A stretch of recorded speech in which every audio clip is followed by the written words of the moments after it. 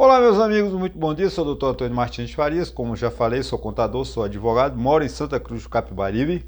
E eu quero primeiramente agradecer a Deus e a você, meu irmão, minha irmã, que dá seu like, seu dislike e faz seus comentários. Obrigado aos 671 inscritos. Estou muito feliz, né? Obrigado também às 15 pessoas que visualizaram o meu último vídeo. Foi uma audiência pequena, mas é assim. Estou feliz do mesmo jeito e vamos tocar o barco, né? Eu deixo o meu e-mail, meu telefone, caso queira entrar em contato comigo, fiquem à vontade, né? Também a proposta continua. Até o final do ano, nós ultrapassarmos o número de 1.000 inscritos no meu canal. Isso é fundamental, é muito importante para mim. Portanto, eu faço um apelo. Passe para um amigo, para uma amiga, para seu cunhado, para sua sogra, para seu ex-sogra, ex-sogro, ex-cunhado, que você tenha amizade, peça para ouvir o meu vídeo. É muito importante que a gente troque essa ideia, esse aprendizado. Pois é, hoje eu falarei do seguinte: o primeiro assunto é Lula perde capacidade de liderar. O que a gente percebe, Lula sempre teve uma capacidade de negociações, grandes negociações, desde o tempo do sindicalismo lá no ABC Paulista. Ele fazia uma greve, depois sentava lá com os donos das empresas e saía com um aumento lá de 5%, 6%, 7%. Lula sempre foi um vitorioso. Mas agora Lula perdeu a parcela significativa do Congresso Nacional e está sem capacidade de liderar o país, né? Como chefe de governo, porque há uma espécie de desgoverno, né? A baixa aprovação de Lula é um retrato disso. Você está torcendo para o fracasso de Lula? Não, muito pelo contrário, torço pelo sucesso. Que eu sou da opinião seguinte: não importa quem está no poder, qual o partido que está no poder, o importante é que aquele partido faça uma boa governança para melhorar a condição de vida das pessoas. Eu não defendo A ou B, eu defendo aquele que traz melhoria para a população. Como é o processo da democracia, é esse: você governar um país levando melhores condições de vida para todo o povo. O fato é que o país entrou num período de estagnação, né? Por causa do descompasso entre o poder legislativo e o poder executivo, e também o poder judiciário.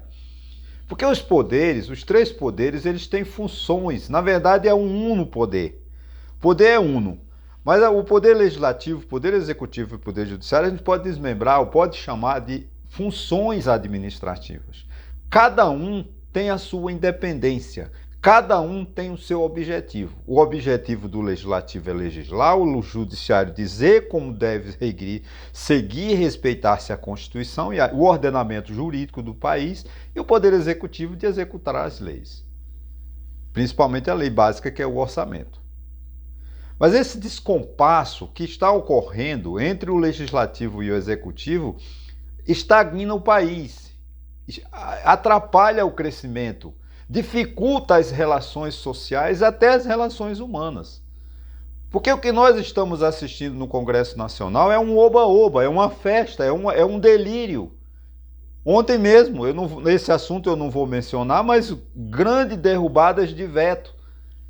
Nesse veto que derrubaram ontem, traz uma série de problemas para o país, inclusive para nós, que vamos ter um aumento substancial na conta de luz, porque foi um veto que o presidente fez para reduzir o lucro, né, para levar mais vantagem para as companhias elétricas.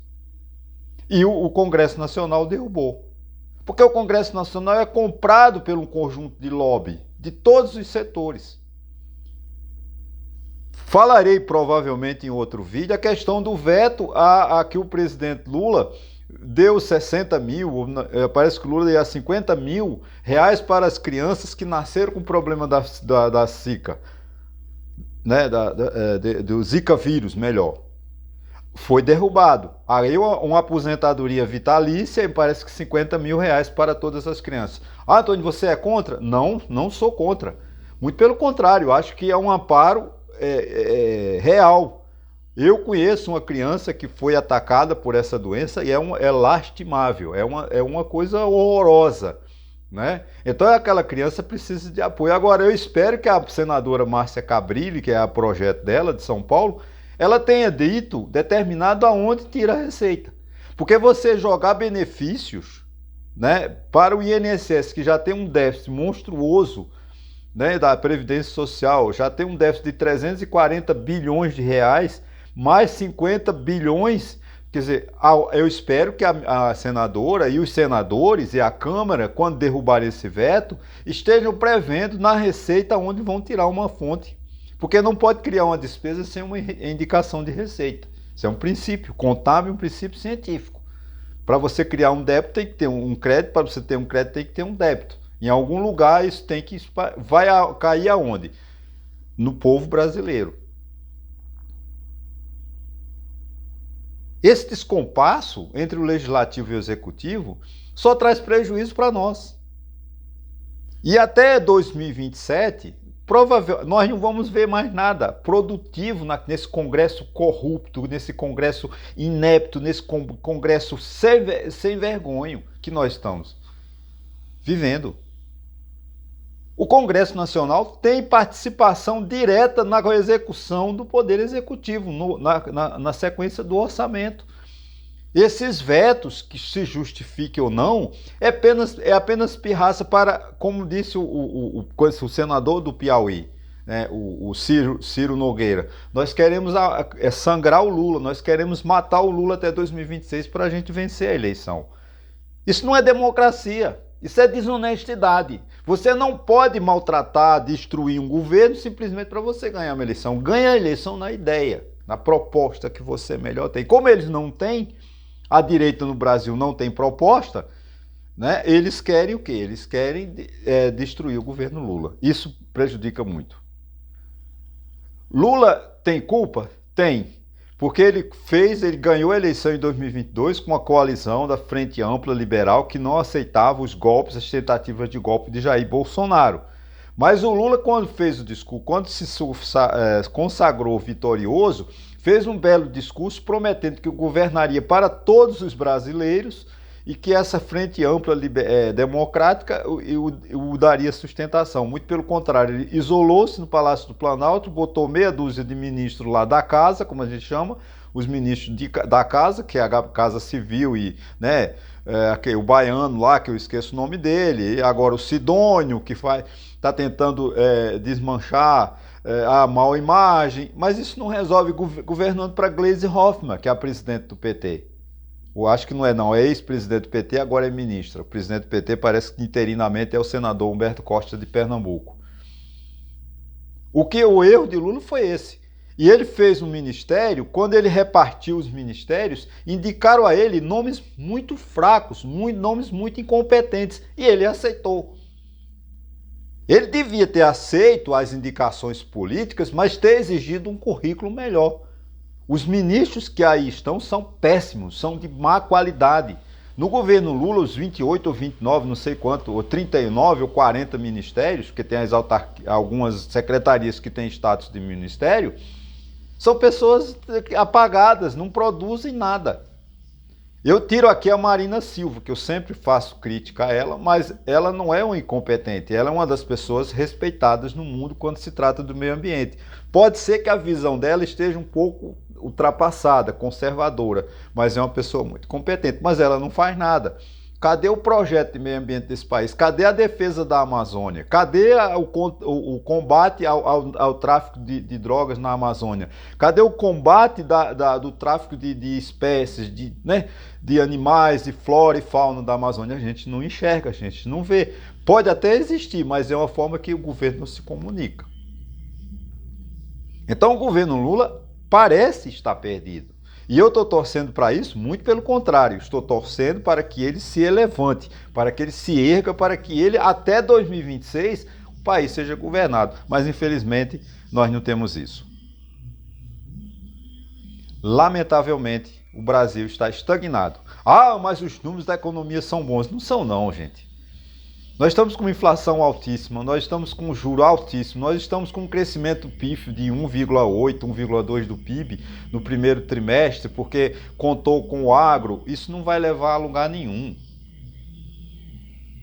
Esse crescimento no segundo trimestre, terceiro e quarto trimestre vai ser pífio. Né? O Banco Central se reúne hoje, deverá ter a taxa de juros. Ou eles vão manter a taxa de juros ou vão aumentar. Condições de baixar não tem. E parece que o Congresso Nacional, se derrubarem o veto do IOF, aí pronto, aí acabou. Aí a tendência é aumentar a taxa de juros. Se o IOF mantivesse, que foi um aumento exagerado, mas o IOF tinha condições, né, do Banco Central reduzir a taxa de juros, porque o IOF incide nos empréstimos. Se eu manter essa taxa de juros mais o aumento do IOF, vai ficar mais caro para as pessoas físicas e jurídicas que precisam de empréstimos e operações financeiras. Então esse descompasso, desculpa essa repetição dessa palavra descompasso, mas é uma verdade. O Congresso Nacional precisa de trabalhar em sintonia com o Executivo e com a harmonia dos três poderes. Nós não podemos deixar que os três poderes criem essa briga, essa guerra que está acontecendo, o Judiciário com o Legislativo com o Executivo e vice-versa. Só atrapalha o país. Precisamos de líderes políticos, líderes de verdade. Não é hipócritas como nós temos Nicolas Ferreira, como Cleitinho lá de Minas Gerais, como Zema em Minas Gerais, Não, gente, isso não é política. Como o próprio Ciro Nogueira, que mostrou-se uma pessoa de má fé quando disse que quer o fim do governo Lula, defende o fracasso do Lula para que ele ganhe a eleição em 2026. Para que a direita, ou a direita radical, ganhe em 2026. Isso não é oposição. Você não via isso, com tudo bem, mesmo o Lula fazendo a pior oposição que o PT fez aos governos de Sarney, Fernando Henrique, né? E o Lula não tinha, acho que nem o Lula tinha essa visão tão caótica, tão medíocre como nós temos políticos de hoje. A gente não via essa oposição de Ulisses Guimarães, de Mário Covas, né, de Fernando Henrique Cardoso. Eram pessoas que tinham oposição, lutaram contra os generais, lutaram contra a ditadura, mas tinham uma visão social, uma visão de país. Aliás, eu recomendo hoje, tem uma excelente entrevista com o ex-prefeito do Rio de Janeiro, César Maia. É muito importante para esses feitos históricos. Ele fez uma análise da vida dele como prefeito do Rio, como perseguido político, como torturado pelos quartéis, né, para acabar com essa hipocrisia de Bolsonaro, que o golpe de Estado é uma boa medida. Não é. César Maia, com 64, com 20 e poucos anos, foi preso, torturado, né, nos quartéis, nas podridões dos militares, da corrupção do golpe de Estado de 64. Hoje tem uma excelente entrevista do César Maia no jornal o Globo. Pois é, eu não tenho como não falar, porque isso preocupa muito o mundo, né? Os Estados Unidos podem entrar na guerra entre Israel e Irã. Eu acho que já está, né? Entre linhas a gente pode dizer, entre aspas, a gente pode dizer que ele já encontrou. O presidente dos Estados Unidos, Donald Trump, sinaliza que pode entrar no conflito Israel-Irã, quando exigiu a rendição total do Ayatollah Khomeini, Ali Khomeini, inclusive com ameaça de morte. Isso é muito grave. Acho que o primeiro-ministro de Israel queria matar e o presidente dos Estados Unidos vetou, por enquanto. Mas ontem o Donald Trump, nas suas redes sociais, na Truth Social, né, eu acho que é a rede do Donald Trump, que a gente não tem no Brasil, acho, né, declarou isso. Mas eu tenho uma opinião aqui que é muito válida, do presidente da França, né? Vou dar só a manchete. Macron alerta que mudança de regime criaria o caos no Irã. Eu não sei o que é pior, se é a derrubada desse atual líder ou haverá uma crise social no Irã muito mais grave, talvez, do que a guerra. Eu não sei. Sinceramente, a guerra ela não traz benefício para ninguém.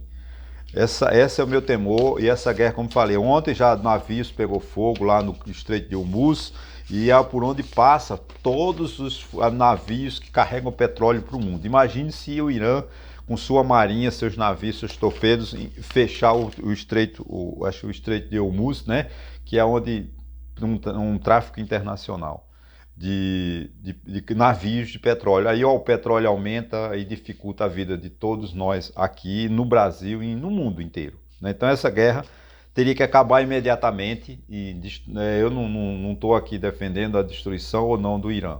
Ontem o G7, grupo dos 7 países mais ricos do mundo, declararam apoio a Israel, dizendo que Israel tem o direito de se defender e da mesma forma os Estados Unidos também estão dando proteção. Acho que essa guerra até agora não se tornou um conflito regional ou mundial, porque China e Rússia estão cautelosas. A Rússia também vive uma guerra com a Ucrânia, o Irã era o produtor, né, o fornecedor de armas e drones para a Rússia, porque a Rússia em guerra ela não tem capacidade de produzir tudo, né? Então acho que mais a Rússia está quieta. Vamos ver o que é que isso dá. Se a Rússia e a China ficarem ao lado do Irã e os Estados Unidos, Israel e o G7, né, é complicado.